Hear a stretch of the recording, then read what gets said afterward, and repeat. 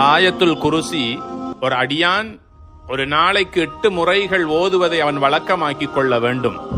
5 பர்லான தொழுகைகளுக்கு பிறகு அவன் அதை ஓதி வருகின்ற போது சுவனத்தையே அல்லாஹு தஆலா கூலியாக கொடுக்கின்றான். பர்லான தொழுகைகளை தொழுது முடித்ததற்கு பிறகு ஆயத்துல் குருசியை ஓதுவதற்கு நாங்கள் மறந்துவிடக் கூடாது.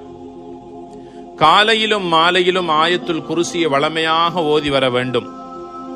அதே போன்று இரவையில் தூக்கத்திற்கு செல்வதற்கு முன்னால் ஆயத்துல் குருசியை ஓதிவிட்டு தூக்கத்திற்கு செல்ல வேண்டும். யார் ஒருவர் தூங்குவதற்கு முன்னால் ஆயத்துல் குருசியை ஓதிக்கொண்டு தூக்கத்துக்கு செல்லுகின்றாரோ ஷைத்தானை விட்டும் அவர் பாதுகாக்கப்படுகின்றார். 2 மலக்குகளுடைய பாதுகாப்பை பெற்ற நிலையில் அவர் தூக்கத்துக்கு செல்லுகிறார் என்பது நபிகளாருடைய ஹதீஸ் ஆகும்.